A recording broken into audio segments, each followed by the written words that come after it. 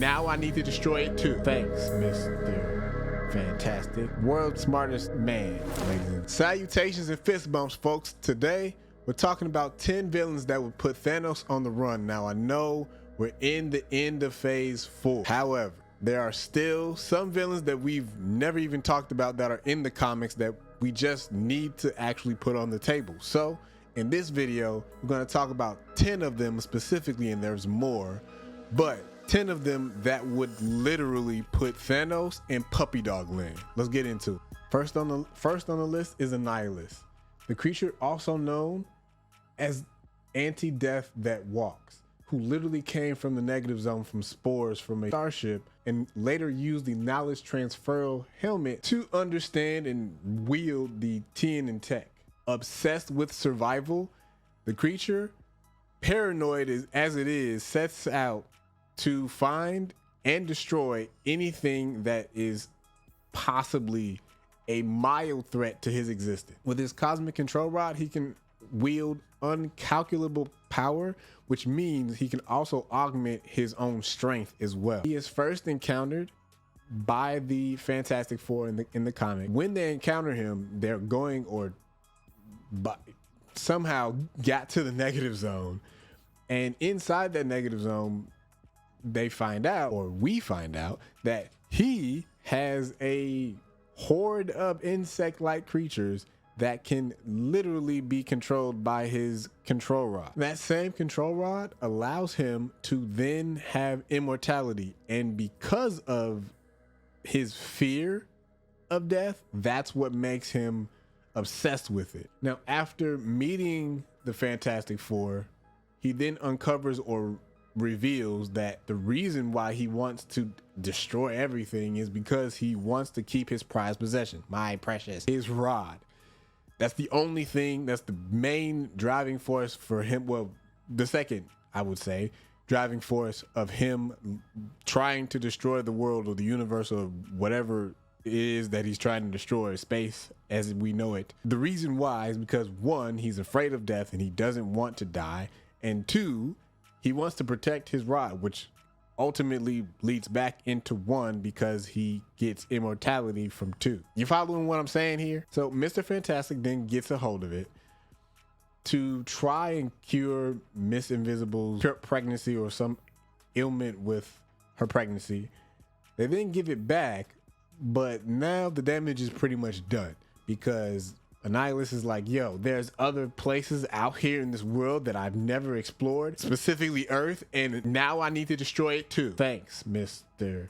Fantastic. World's smartest man, ladies and gentlemen. Dormammu, ruler of the Dark Dimension, one of the greatest forces of evil in the entire Marvel universe, literally. He is a cosmic being with a one-track mind on a way to ruling everything. The Dark Dimension is one of torment and hunger, and where Dormammu thrives, and also where bribes can be had as well, as we saw in Doctor Strange.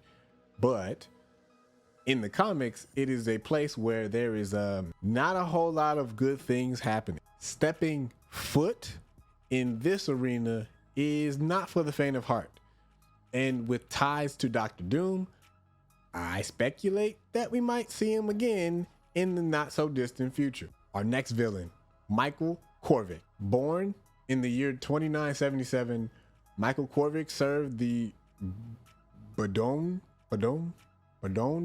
regime, whatever, however you say it, after Earth was conquered. Overworked and underpaid as an analytical computer, Michael thought that his new rulers were a little bit too harsh, and they, overworked him too much, and they didn't pay him enough, like we all feel sometimes. So he collapsed and just decided he was done. The Badum regime, not happy.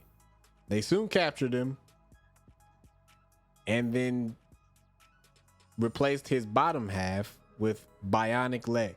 After this, he was then transported to Earth 616 reality and started gaining understanding and knowledge and technology at an alarming rate, to the point where he started thinking about himself like a cosmic godlike being unto himself, remaking his physical body. He then gave himself an expanded version of consciousness, which then gave him a different outlook on life in general, which is a bad thing for everything else around him.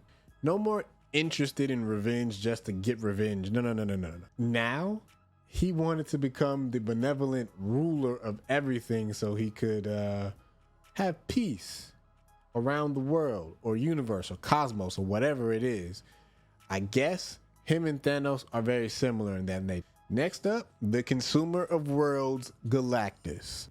Meet one of the most feared beings in the entire cosmos, in the entire Marvel universe. Galactus, he was born as the humanoid Galan on the planet called Ta, a place of scientific growth, knowledge, and social achievement.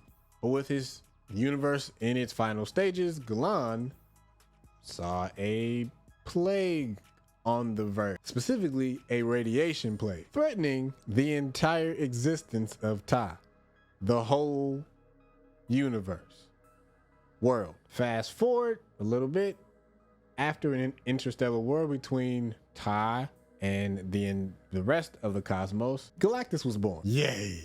It is in this war, again, he's born, but in the same war, he then slaughters everything. Defender, whatever is in his wake is being slaughtered, consuming the life energy of Arcopia, the first of many worlds to perish in his wake. Next on the list, Isan, the Searcher. Possessing vast cosmic powers of unknown limits, Isan has the ability to destroy planets and possibly stars all at the same time. Yeah, that's a quick one. Let's move on. I know you were waiting on this one, and we're at this point. Kang the Conqueror. All right, so we all know that this is the MCU's new big bad, right? Right. And he's a literal menace to time and himself at the same time. On his journey to become the ruler of the universe, he has held many titles, and I mean many. To name a few, there's Iron Lad, Ramatut, Scarlet Centurion, Immortus, and in the MCU, He Who Remains, but all of them pale in comparison to Kang the Conqueror. I mean, just saying should send chills down your spine. Oh yeah, and the Master of Time, which he is. But his actual name is Nathaniel Richards. And Nathaniel Richards was born in a timeline called Earth 6311, which is also known as Other Earth. In this timeline, technology advances in a much more rapid pace. So the moon landing happens in 900 AD instead of the current timeline of Earth 616. Richards' colony, the lunar colony as it's called, were wiped out because of a great war. And this is where we get the rest of Kang the Conqueror. Because 19 years after this, a young descendant and namesake of Nathaniel Richards, again, Nathaniel Richards, is born. And then his throat is slit by a bully. So while he's recovering, he starts to learn a lot. While recovering, he comes across the cross-dimensional recordings of the heroic age of Earth 616. So if I'm not mistaken, this is kind of where we get the spurring of Endgame, where we go back in time to go get the Infinity Stones, and then come back and do all the stuff that we're doing now inside of the current phase and the MCU that we're in right now. So to say that we're getting Kang was an understatement. We should have already known this if you read the Kang comics, but I digress. Moving on.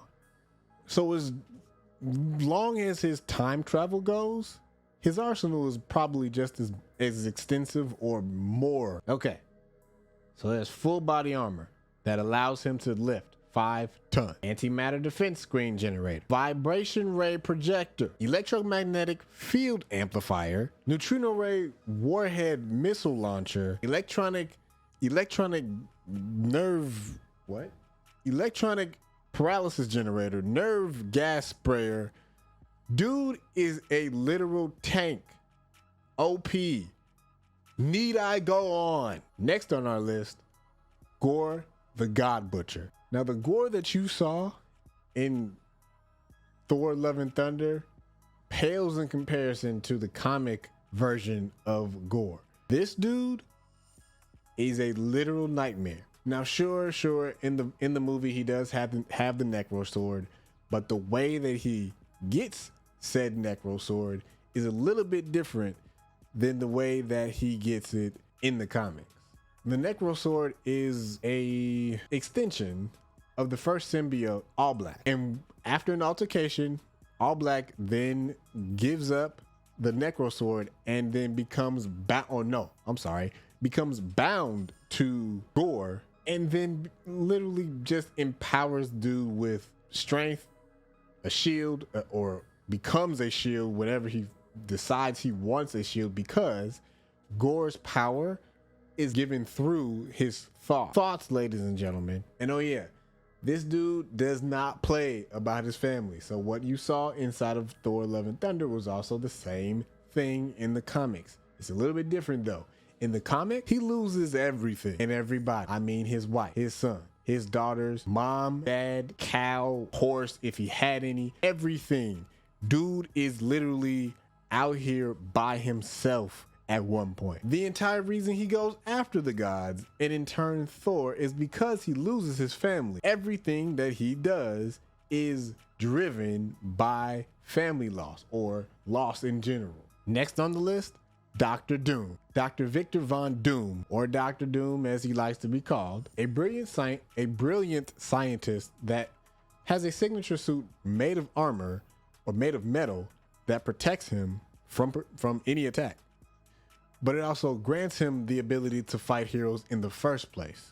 Armed with concussive energy blasts and armed with force fields and concussive energy blasts, this dude is literally built for war. So much so that he actually did exactly that in the series Doom War. And if you haven't read it, TLDR, dude is a big bad problem. Next up on our list, Onslaught. Onslaught is a sentient, pure psionic being made after Professor X made Magneto kind of loopy a little bit in the head and nearly killing Wolverine, tunneling through Magneto's mind and then amplified by Professor X's grief. Onslaught is then born. Onslaught decided he was going to achieve Professor X's, even though that was a suppressed feeling of Professor X, but the feeling was there nonetheless. He decided he was going to make the world a more peaceful place for mutants, and then just went on a killing spree to decide, nothing that wasn't a mutant, nothing that was not a mutant could live. Having the ability to block memories because of Professor X, Charles, he can literally change who a person is from their thoughts. And that's probably the most scary thing. And if we have anything similar to that in the MCU right now, it would probably be Wanda. All right, next up on our list, Mangog. He first appeared in Thor number 154, and to date is probably Thor's most monstrous foe. Once freed, he immediately states his intentions to bash in the heads of everybody that decided they wanted to squash his community or squash his tribe. So he then tears through all of the walls of Asgard until he does exactly that, or at least he tries to, and then tries also to bring Ragnarok at the same time. All right, there's my list. So leave your additions down in the comments, and I'll see you in the next one.